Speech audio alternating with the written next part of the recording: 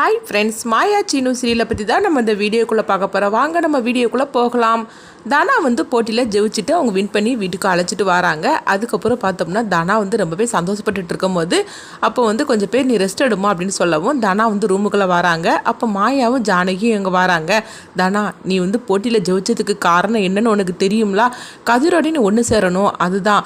அதனால கண்டிப்பாக நான் சொல்கிறது கேளு, பெரியப்பா கிட்ட இதை பற்றி நீ பேசணும் அப்படிங்கும் போது அப்போ தானா சொல்கிறாங்க, அம்மா நீ சொல்கிறதெல்லாம் கரெக்டு தான், மாயா நீ சொல்கிறதும் கரெக்டு தான். ஆனால் எனக்கு என்னமோ பயமாக இருக்குது, அப்பா கிட்ட இதை பற்றி நான் எப்படி பேச முடியும் அப்படிங்கவும், எப்படியும் உங்கள் அப்பா உன்னுடைய ஆசை என்னன்னு சொல்லிட்டு கேட்பாரு. அப்போது நீ இந்த விஷயத்தை பற்றி சொல்லு அப்படின்னு சொல்லவும் அப்போ தானா சொல்கிறாங்க, நீங்கள் ரெண்டு பேரும் சுலபமாக சொல்லிடுறீங்க, நானும் அதுக்காக தான் இந்த போட்டியிலேயே ஜெயித்தேன். ஆனாலும் அப்பா கிட்ட இதை பேசும்போது எனக்கு ரொம்பவே தயக்கமாக இருக்குமா, எப்படி கேட்க போகிறேன்னு தெரியல அப்படிங்கவும் அப்போ மாயா சொல்கிறாங்க, தானா இந்த விஷயத்தை பற்றி நீ மட்டும்தான் பேச முடியும், நாங்கள் வேறு யாருமே பெரியப்பா கிட்ட பேச முடியாது. அப்படியே பேசினாலும் அவர் கேட்குற நிலைமையில இல்லை. ஆனால் நீ என்ன சொன்னாலும் கண்டிப்பாக அவர் கேட்பாரு, அவருடைய ஆசையை நீ நிறைவேற்றிருக்கிறீங்களா, அதனால உன்னோடைய ஆசையும் அவர் நிறைவேற்றுவார். கண்டிப்பாக கதிரையும் உன்னையும் சேர்த்து வைப்பார். இதுக்கு ஒரே இது இப்போ நீ சொல்கிறதுல தான் இருக்குது அப்படின்னு சொல்லிட்டு இருக்கும் போதே பார்த்தோம்னா ரகுராம் தனா அப்படின்னு சொல்லி கூப்பிடவும் உடனே பாரு பெரியப்பா கூப்பிட்டு இருக்கிறாரு, இந்த விஷயத்தை பற்றி கண்டிப்பாக நீ பேசியே தான் ஆகணும் அப்படின்னு சொல்லிட்டு மாயாவும் ஜானகியும் தனாவை பேசி அனுப்பிவிடுதாங்க.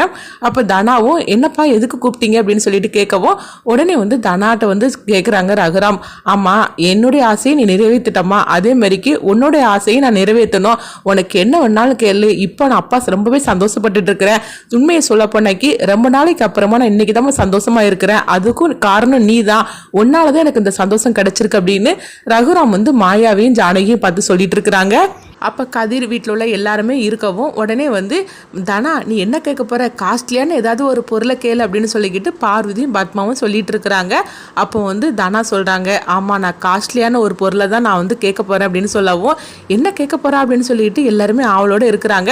அப்போ ஜானகியும் மாயாவும் கண்ணை காட்டுறாங்க, கேளு நீ கதிரை பற்றி நீ பேசு உங்கள் அப்பாட்ட அப்படின்னு சொல்லிட்டு ரெண்டோருமே சொல்லிட்டு இருக்கவும் அப்போ தனா சொல்கிறாங்க, அப்பா நான் கேட்குற பொருளை நீ கண்டிப்பாக நீங்கள் கொடுப்பீங்களான்னு எனக்கு தெரியல, ஆனால் நீங்கள் கொடுப்பீங்க நான் நம்புறேன்ப்பா அப்படிங்கவும், அப்படி நீ என்னம்மா கேட்டுற போற, நீ என்ன கேட்டாலும் சரிதான், அப்பா இல்லைன்னு மட்டும் உனக்கு சொல்ல மாட்டேன், கண்டிப்பாக நான் அது உனக்கு வாங்கி கொடுப்பேன் அப்படின்னு சொல்லவும் இதை கேட்டதுமே மாயா ஜானகிட்ட ரொம்பவே சந்தோஷப்பட்டு சொல்லிட்டு இருக்கிறாங்க.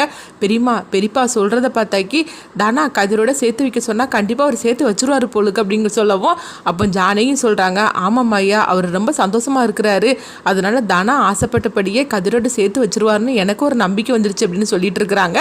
அப்போ தானா கதிரையே பார்த்துட்டு இருக்கவும் அப்போ என்ன பார்த்துட்டே இருக்கிறேன் நீ சொல்லு அப்படிங்கும்போது அப்போ ரகுராம் கிட்ட அவங்க தானா தயங்கி சொல்கிறாங்க, அப்பா நான் கதிரோட சேர்ந்து வாழணும்னு ஆசைப்படுறேன்பா, என்னை அவரோட சேர்த்து வைங்கப்பா அப்படின்னு சொல்லவும் இது கேட்டதுமே ரகுராமோட முகமே மாற ஆரம்பிச்சிருது.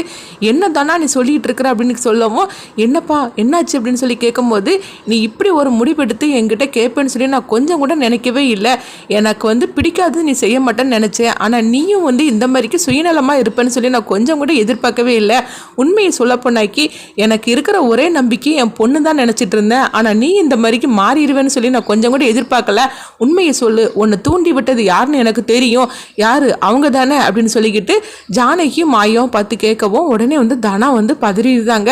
அப்பா அப்படிலாம் இல்லப்பா, நான் தான்ப்பா கேட்டுட்டு இருக்கிறேன், உண்மையை சொல்ல போனா கதிரை எனக்கு ரொம்பவே பிடிச்சிருக்குப்பா, கதிரோட என்னை சேர்த்து வச்சிருங்கப்பா அப்படின்னு சொல்லவும் அப்போ ரகுராம் சொல்றாங்க, தனா இதை தவிர நீ வேற எதை கேட்டாலும் சரிதான், உனக்கு நான் இல்லைன்னு சொல்லாம நான் வாங்கி கொடுத்துருப்பேன், ஆனா எது எனக்கு வேண்டான்னு சொல்லி நான் வீட்டிலேயே நான் ஒதுங்கி இருந்துட்டு இருக்கேன்னா அதை கேட்குறியம்மா, கண்டிப்பா என்னால முடியாதுமா அப்படின்னு சொல்லவும் அது மட்டும் இல்ல எல்லாத்துக்கான அந்த கதிர் தானே, ஒழுங்கு மரியாதை இந்த வீட்டை விட்டு போடா, எனக்கு அப்பமே தெரியும் நீ என் பொண்ணுகிட்ட நெருங்கி பழகும் போதே நினைச்ச அவன் மனசை நீ மாத்திருவேன்னு, அதே மாதிரிக்கு நீ மாத்திட்ட, இதுக்கு மேலே நீ ஒரு நிமிஷம் கூட இந்த வீட்டில் இருக்கக்கூடாது, ஒழுங்கு மரியாதை இந்த வீட்டை விட்டே போட அப்படின்னு சொல்லவும் இதை கேட்டுட்டு பத்மா சொல்றாங்க, அண்ணா தனா மேலே எந்த தப்புமே கிடையாதுண்ணா, அவள் என்ன இருந்தாலும் நம்ம பொண்ணு, ஆனால் இந்த மாயா இருக்கிறா பாருங்க எல்லாத்துக்கான இந்த மாயா தானா, அதனால தான் இந்த மாயா கதிரை அழைச்சிக்கிட்டு நேராக தனா விளையாட போகும்போது அவள் கூட்டிட்டு அங்கே வந்துட்டா, அப்படி மனசை மாத்துறதுக்காகவே இவ கதிரை தனாவோட பக்கத்தில் பழக வச்சிருப்பான்னா, இது எல்லாத்துக்கான மாயா தான், நீ கதிரை மட்டும் வீட்டை விட்டு போக சொல்லாதண்ணா, இந்த மாயாவையும் சேர்த்து வீட்டை விட்டு போக சொல்லி,